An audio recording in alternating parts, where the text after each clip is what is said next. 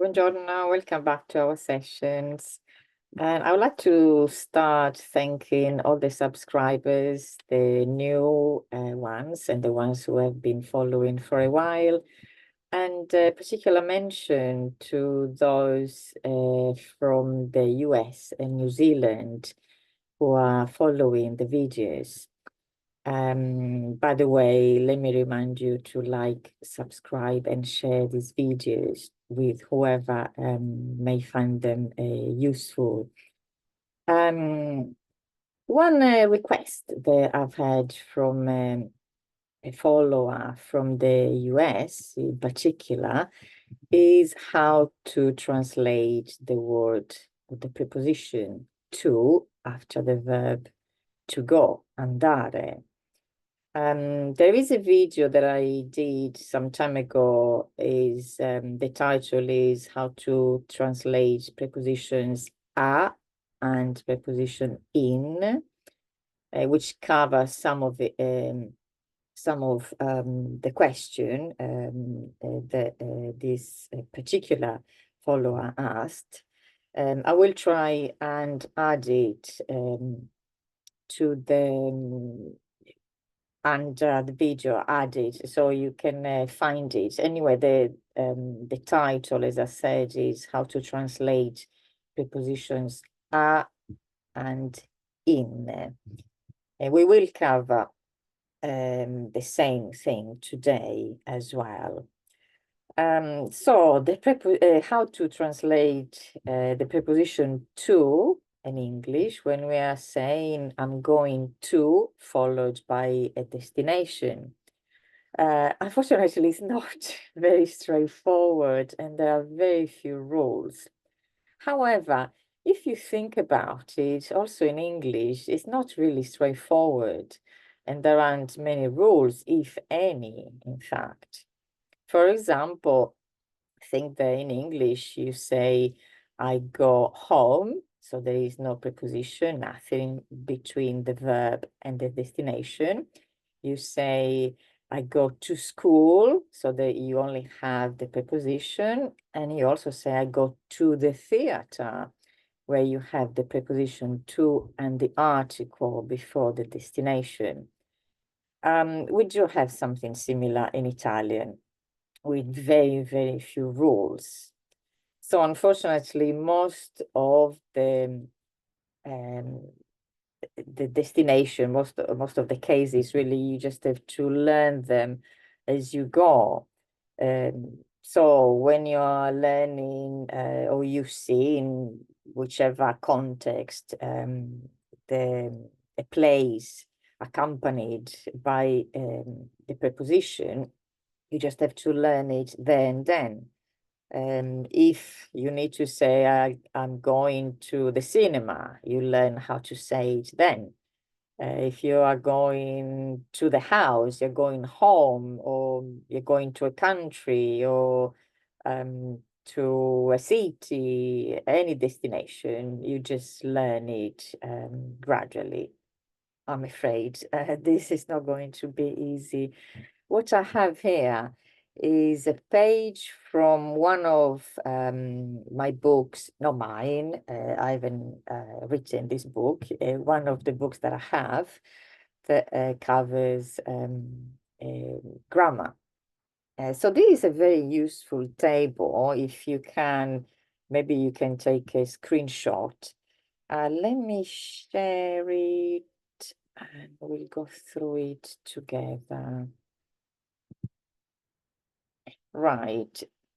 So I have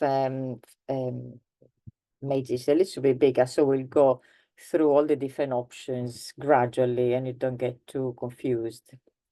Right, so as you can see at the top, you have verbi andare, venire con le preposizioni. So the verbs to go and to come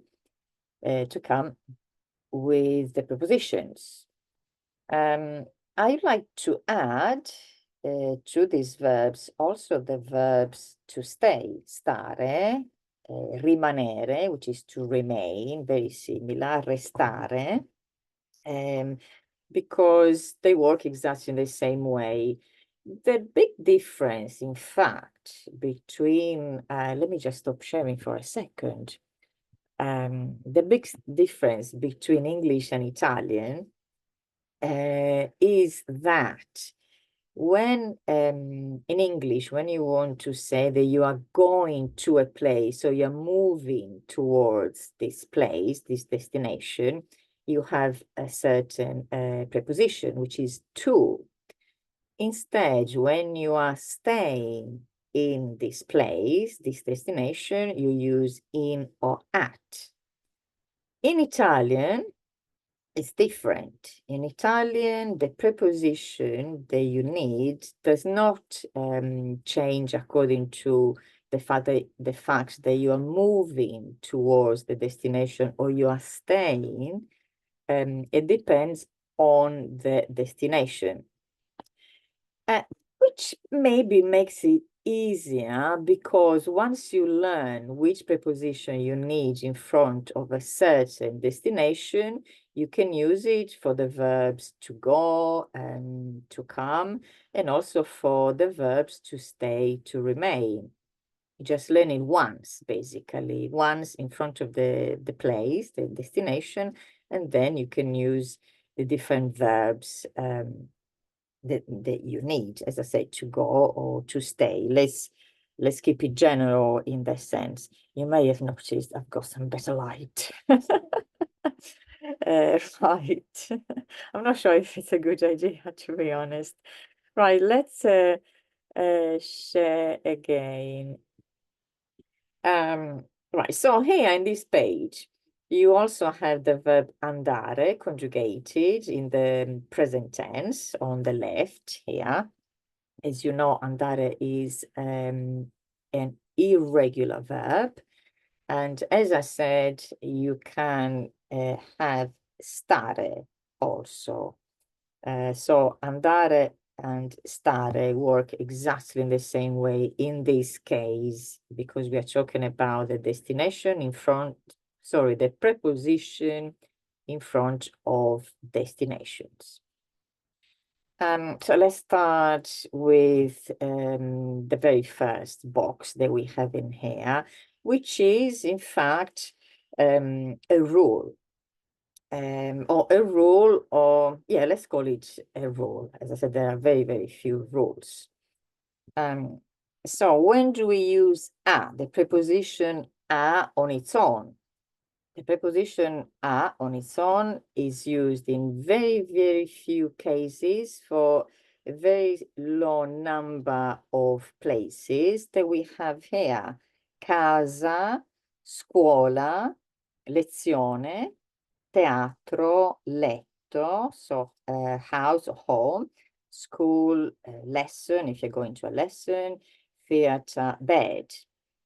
So we can add messa, which is going to mass as well. So as I said, a very low number, a very small number of places take the preposition a with the verb andare and with the verb stare o essere as well. I am at home, io sono a casa, and also I go home, io vado a casa. If you want to say I stay at home, io sto a casa. So as you said, a casa is the same for stare, essere, and andare. Also, I come home, vengo a casa. I'm coming home, vengo a casa.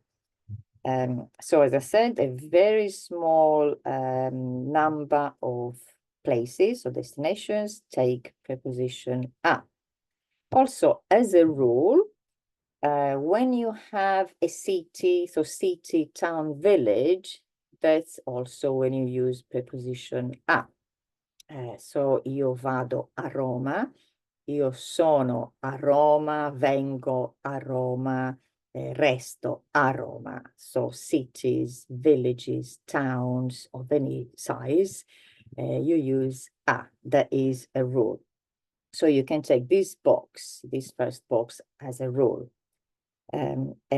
This box underneath, you can also take it as a rule. Basically, when you have not necessarily a destination, a place, but if you have a verb in the infinitive, you use a.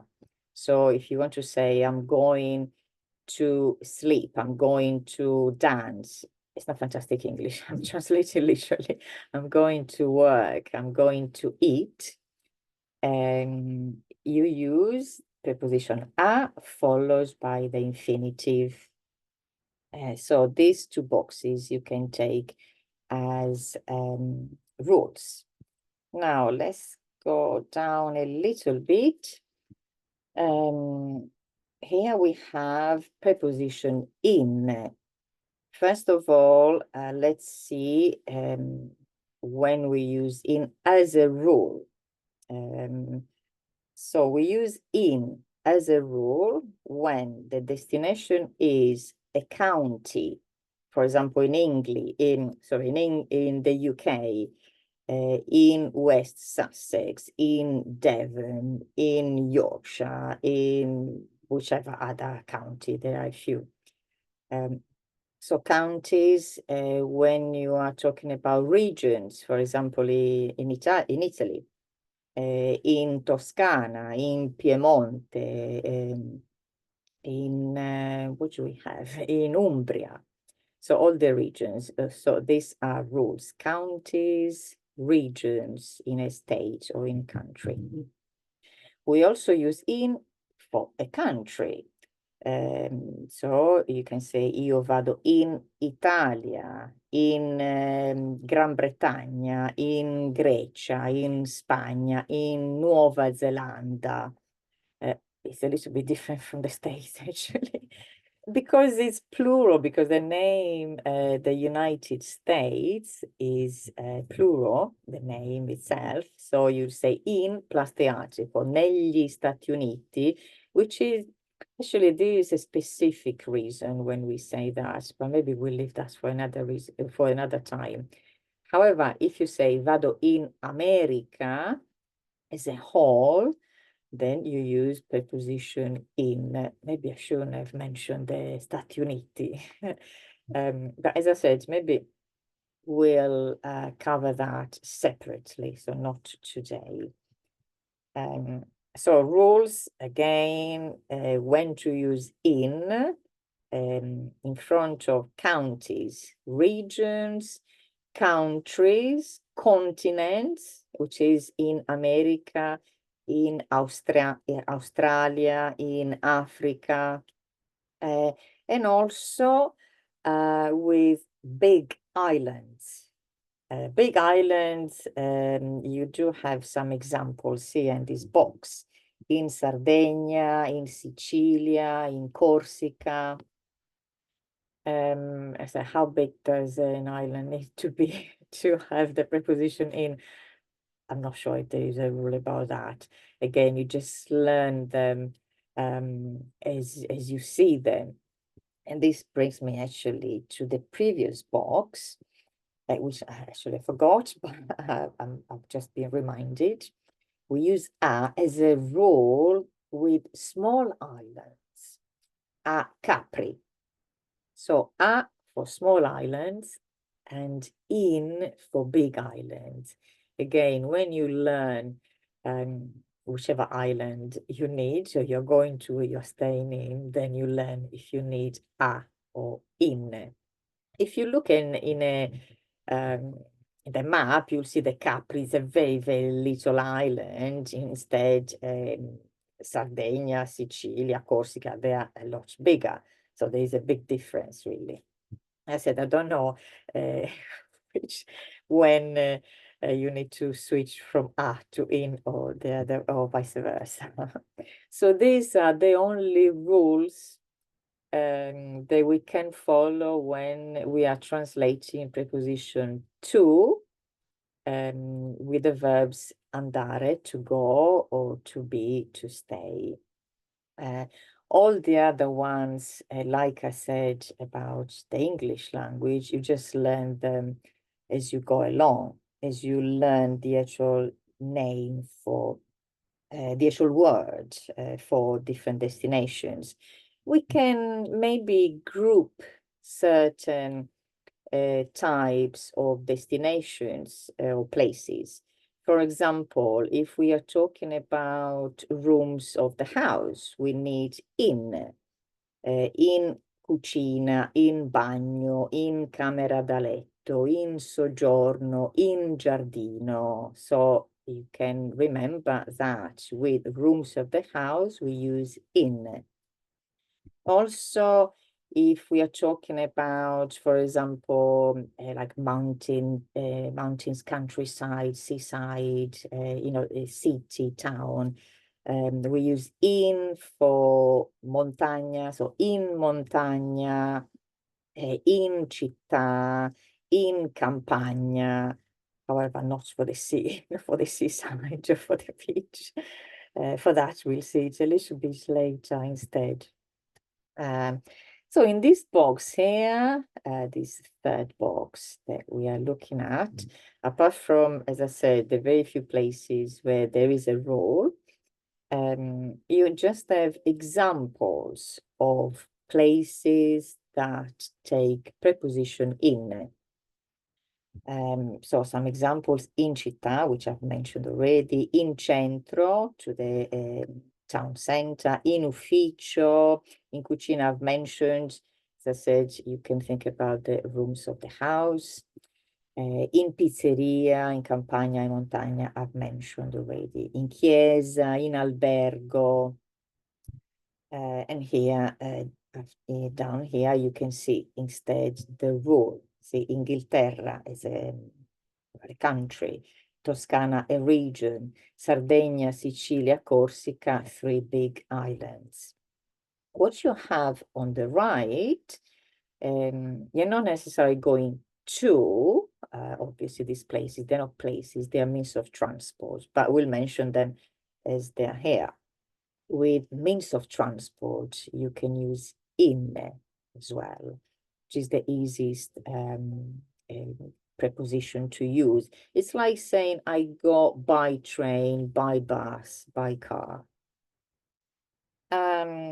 If we move here towards the left, we have other examples. So these are not rules. They're just examples that you can learn gradually. So what we have here, we have a plus the article, because so far we've looked at a and in, which are two prepositions by themselves, meaning without being, they're not accompanied by an article. So basically all the other destinations, in fact, keep in mind that these are not all the destinations that we have. We have some destinations within. The destinations with are very limited, the number of destinations. The ones in where we need in is are a little bit on a like a larger number. And then we have a lot of other destinations or places where we need preposition a plus the article. The article depends obviously on the gender of the place. Is it masculine or feminine? Are we talking about a singular or a plural? So the here the preposition with the article will change accordingly. Here we have examples which are masculine singular. That's why you have al for all these ones. Al cinema, al lavoro, al mare, al bar, al ristorante, al centro. So go to the cinema or be at the cinema. Work as a, so not as a verb. Work, we're talking about the workplace, the sea or the beach, the bar, the restaurant. We have al centro here and in centro. These are a very few places really you have a choice. There isn't necessarily a difference really when you choose one or the other. So I said very, very few. You can choose between the position between two prepositions. So I hope this is clear. If it is not, please ask me more questions. Maybe I'll do a super quick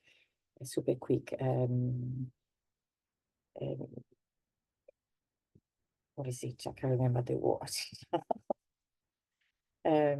So very few rules with preposition a very small number of places, cities, towns, villages, small islands. And also, if you're going not to an actual place, but if the verb andare or stare, essere is a verb in the infinitive. Preposition in, countries, counties, regions, continents, big islands, and then a certain number of other places. So the rules are only, as I said, for the countries, counties, regions, and big islands. The others, like these examples here, it's not a rule itself. As you can see, it's a mixture of type of places. These ones also are a mixture of places. There is nothing in common. There isn't a pattern, unfortunately. The pattern, as I said, was here with preposition in, with rooms of the house, for example. So let's go down here. These where things maybe get a little bit more complicated, or maybe not necessarily more complicated. They're just less used. So here we have preposition da. And now you start thinking, hold on a second, da means from. How can I go? Yeah, you can go from a place to another. But this one, this preposition da in this particular context with the verb andare, or as I said, stare, essere, is translated with to. So when do we translate the preposition da with to in English? So andare da, can you see you have Mario, Marina, un'amica. When we are going to a person's house, a person's place.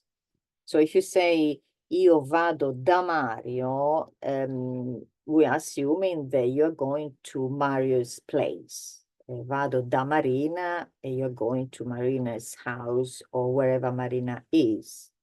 Same with un'amica. In this group, I would add the pronouns. For example, vado da lei, vado da loro. I go to theirs, meaning their house, to his place, his house. Here, a similar principle. We have still da, translated with to, plus an article. Here we're talking still about people, but can you see we have jobs, professions. So again, here we have the masculine, like these ones are all masculine. If you have instead the same, not many of these actually, very few would be feminine. Then we would have dalla. We'll see, we'll make an example in a minute.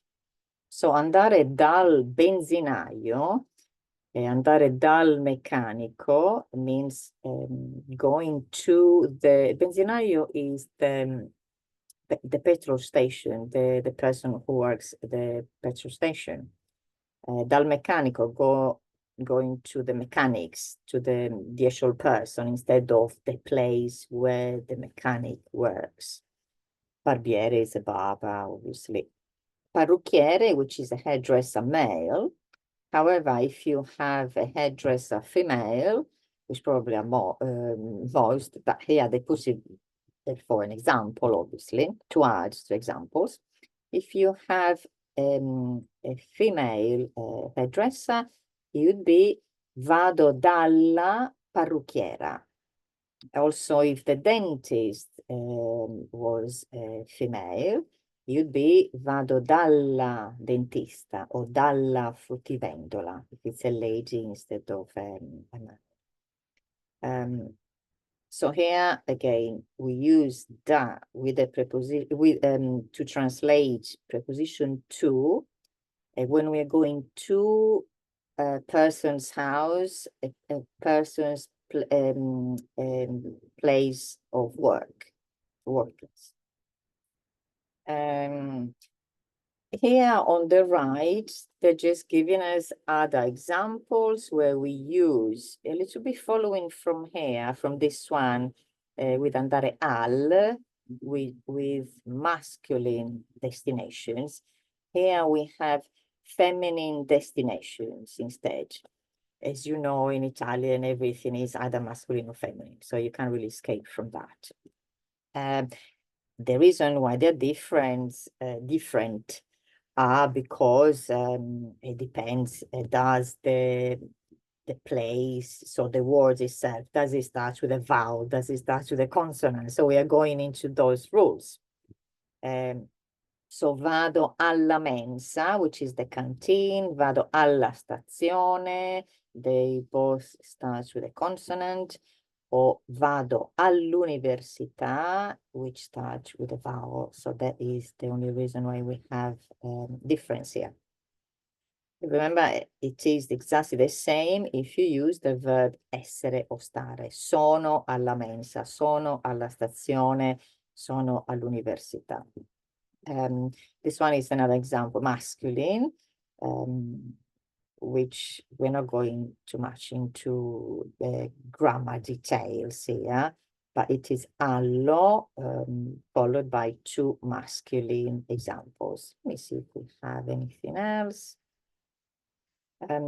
Before going down here, where we have the verb venire, a little recapping, that's the word I'm going to remember. And we translate preposition to after the verb to go, or remember to be or to stay as well. When we are going to a person's house or a person's place of work. It can be a little bit confusing, but you just have to take it as it is instead of asking yourself why. There isn't always a because. There are many whys often, but there isn't necessarily a because. That's how it is. Same in many languages, including English, which is the other language I am referring to. As you can see here, we've got a similar thing. It just coming from a place instead. You have the verb venire, which is to come. Irregular, as you can see, as you know already, I'm sure. So if I'm coming from home in order to go somewhere else, vengo da casa. These are just examples, as I said. I think they're a little bit different from translating the preposition to, because here we are not going to a place or staying in a place. We're actually coming from a certain place and probably going to another destination. So maybe actually we can start from the bottom, coming from a place and going to a place, going up instead.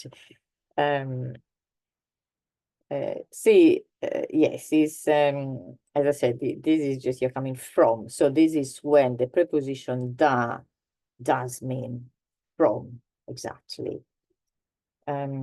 So I would stop here.